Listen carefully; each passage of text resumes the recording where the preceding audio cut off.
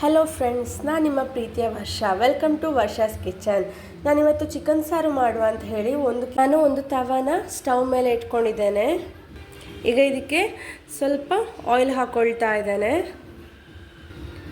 ಸ್ವಲ್ಪ ಜೀರಿಗೆ, ಸ್ವಲ್ಪ ಕಾಳು ಮೆಣಸು, ಸ್ವಲ್ಪ ಮೆಂತ್ಯಕಾಳು, 2 ಲವಂಗ, 1 ಇಂಚಷ್ಟು ಚಕ್ಕೆ. ಈಗ ಇದನ್ನು ಚೆನ್ನಾಗಿ ಫ್ರೈ ಮಾಡ್ಕೊಳ್ಬೇಕು.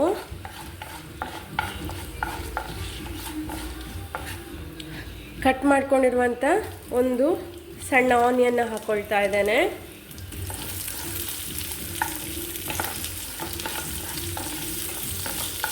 ಆನಿಯನ್ನ ಸ್ವಲ್ಪ ಫ್ರೈ ಮಾಡ್ಕೊಳ್ಬೇಕು ಆಯಿಲಲ್ಲೇ. 1 ಗೆರಟೆಯಷ್ಟು ತೆಂಗಿನಕಾಯಿ ಹೋಳನ್ನ ಕಟ್ ಮಾಡಿ ಇಟ್ಕೊಂಡಿದ್ದೇನೆ, ಅದನ್ನು ಹಾಕ್ಕೊಳ್ತಾ ಇದ್ದೇನೆ. ಇದನ್ನು ಸಹ ಒಟ್ಟಿಗೆ ಸ್ವಲ್ಪ ಫ್ರೈ ಮಾಡ್ಕೊಳ್ಬೇಕು.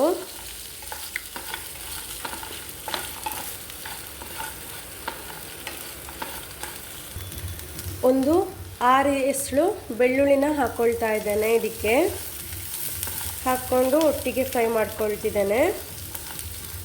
ನೋಡ್ತಿರ್ಬೋದು ನೀವು, ಇದರೊಟ್ಟಿಗೆ ಹಾಕಿ ಫ್ರೈ ಮಾಡ್ಕೊಳ್ತಾ ಇದ್ದಾನೆ. ಸ್ವಲ್ಪ ಗಸಗಸೆನ ಆ್ಯಡ್ ಮಾಡ್ಕೊಳ್ತಿದ್ದಾನೆ. ಇದಕ್ಕೆ ಅದನ್ನು ಸಹ ಒಟ್ಟಿಗೆ ಫ್ರೈ ಮಾಡ್ಕೊಳ್ತಿದ್ದಾನೆ. ಕಟ್ ಮಾಡ್ಕೊಂಡಿರುವಂತಹ ಒಂದು ಟೊಮೆಟೊನ ಸಹ ಇದಕ್ಕೆ ಆ್ಯಡ್ ಮಾಡ್ಕೊಂಡಿದ್ದಾನೆ. ಟೊಮೆಟೊನು ಇದ್ರ ಜೊತೆಗೆ ಸ್ವಲ್ಪ ಫ್ರೈ ಮಾಡ್ಕೊಳ್ಬೇಕು. ಸ್ವಲ್ಪ ಕರಿಬೇವು ಸೊಪ್ಪನ್ನ ಹಾಕ್ತಾ ಇದ್ದೇನೆ. ಇದಕ್ಕೆ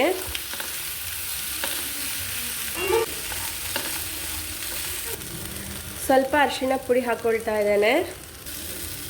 1 ಸ್ಪೂನಷ್ಟು ಧನಿಯಾ ಪುಡಿ, ಚಿಲ್ಲಿ ಪೌಡರ್ ಖಾರ ನೋಡಿಕೊಂಡು ಹಾಕ್ಕೊಂಡ್ರಾಯ್ತು. ಕೆಲವೊಂದು ಚಿಲ್ಲಿ ಪೌಡರ್ ತುಂಬ ಖಾರ ಇರ್ತದೆ, ಕೆಲವೊಂದು ಸ್ವಲ್ಪ ಸಪ್ಪೆ ಇರ್ತದೆ. ನೋಡಿಕೊಂಡು ಚಿಲ್ಲಿ ಪೌಡ್ರ್ ಹಾಕ್ಕೊಂಡ್ರಾಯ್ತು. ಇದು ಸ್ವಲ್ಪ ಹಸಿ ವಾಸನೆ ಹೋಗೋ ತನಕ ಫ್ರೈ ಮಾಡ್ಕೊಂಡಿದ್ದೇನೆ, ಚಿಲ್ಲಿ ಪೌಡರ್ ಹಾಗೆ ಧನಿಯಾ ಪೌಡರ್. ಈಗ ಸ್ಟವ್ ಆಫ್ ಮಾಡ್ಕೊಂಡಿದ್ದೇನೆ.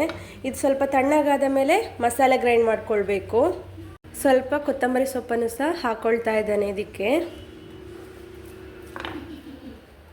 ಕುಕ್ಕರ್ ತಗೊಂಡಿದ್ದೇನೆ, ಸ್ಟವ್ ಮೇಲೆ ಇಟ್ಕೊಂಡಿದ್ದೇನೆ. ಈಗ ಇದಕ್ಕೆ ಆಯಿಲ್ ಹಾಕ್ಕೊಳ್ತಾ ಇದ್ದೇನೆ. ಸ್ವಲ್ಪ ಕಟ್ ಮಾಡ್ಕೊಂಡಿರುವಂತಹ ಒಂದು ಆನಿಯನ್ನ ಹಾಕ್ಕೊಳ್ತಾ ಇದ್ದೇನೆ. ಇದಕ್ಕೆ ಹಾಗೆ ಕರಿಬೇವು ಸೊಪ್ಪನ್ನ ಸಹ ಹಾಕ್ಕೊಳ್ತಾ ಇದ್ದೇನೆ.